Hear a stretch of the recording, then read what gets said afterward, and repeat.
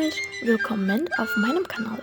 Wenn du neu hier bist, mein Name ist Akila und wir werden über Literaturgeschichte sprechen, hauptsächlich über die Zeit der Renaissance, des Humanismus und der Reformation. Also, fangen wir an.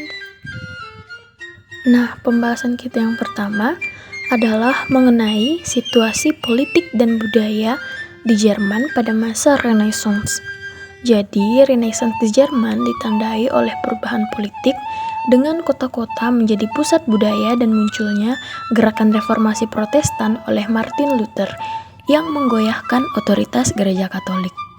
Dan selama Renaissance di Jerman, terjadi perubahan budaya dengan seni lukis yang menekankan ekspresi individu dan pandangan baru terhadap dunia, yang kemudian menciptakan dasar bagi budaya Jerman yang dinamis atau berubah-berubah.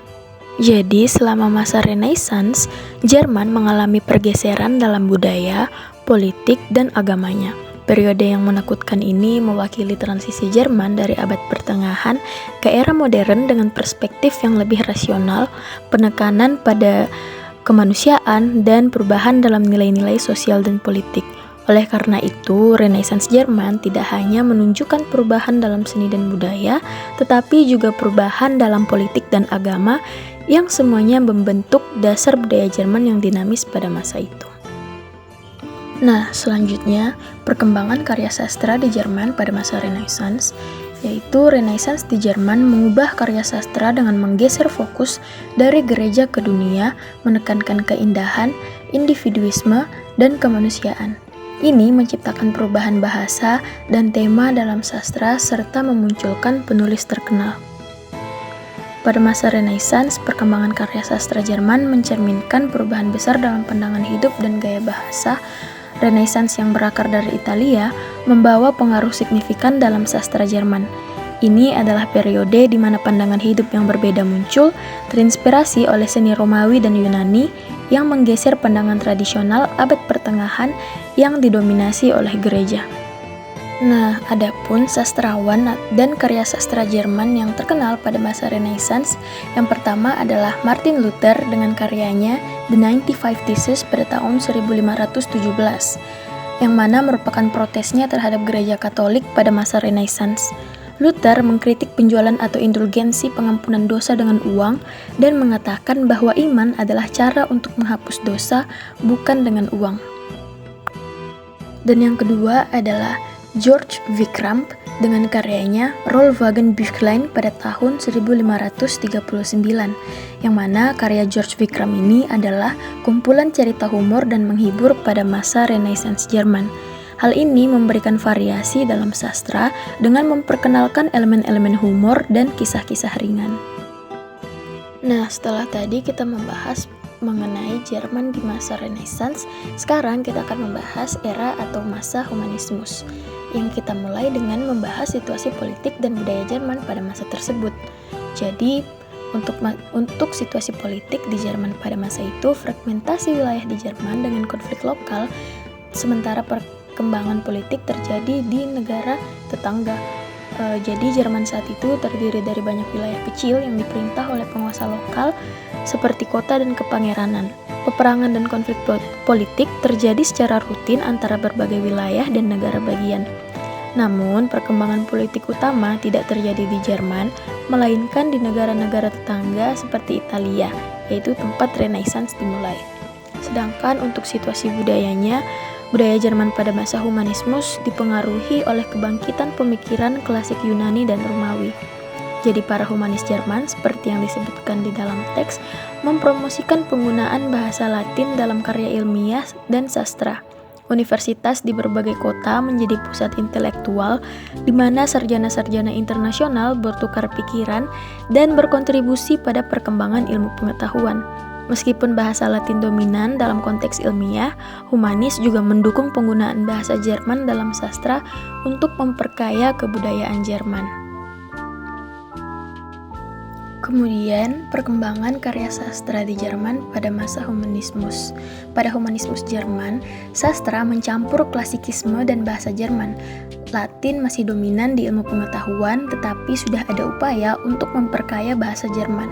Periode ini terinspirasi oleh klasik, menciptakan pemikiran mendalam, puisi-puisi yang elegan, dan dipengaruhi oleh Luther. Tetapi reformasi Protestan segera mengubah budaya dan bahasa Jerman. Meskipun bahasa Latin mendominasi bidang ilmu pengetahuan, sudah ada upaya untuk memperkaya bahasa Jerman karena beberapa humanis dari Jerman mendukung penggunaan bahasa Jerman dalam karya sastra dan penulisan ilmiah.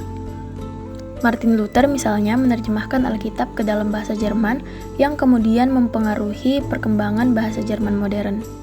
Orang-orang pada masa humanisme merasa hidup dalam zaman keemasan ilmu pengetahuan dan seni.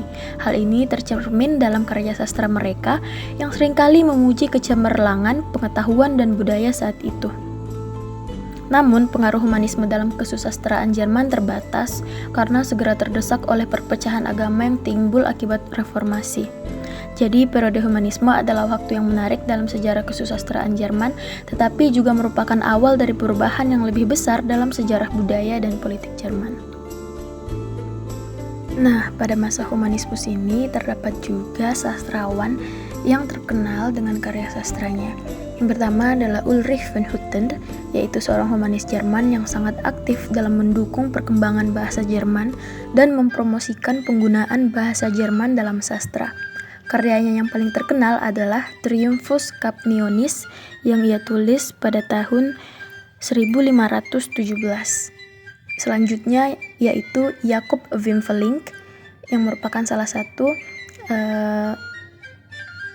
sastrawan terkenal dengan karyanya Goethe Deutsche Pomata, juga dikenal sebagai Deutsche Pomata, yang merupakan salah satu contoh karya sastra Jerman yang dikembangkan yang mencerminkan semangat untuk memperkaya bahasa Jerman dan memengaruhi perkembangan budaya dan sastra Jerman pada masa itu. Nah, untuk yang terakhir, kita akan membahas mengenai masa reformasi atau Reformation. Situasi politik dan budaya Jerman pada masa Reformation, yaitu pada masa reformasi di Jerman terjadi pemisahan antara gereja dan pemerintah melalui perjanjian Augsburg pada tahun 1555 yang memicu ketegangan politik dan perang 30 tahun. Sedangkan selama masa reformasi juga terjadi minat besar dalam agama. Martin Luther mengubah bahasa Jerman dan seni serta nyanyian gereja mencerminkan suasana kesungguhan dan perjuangan dalam budaya.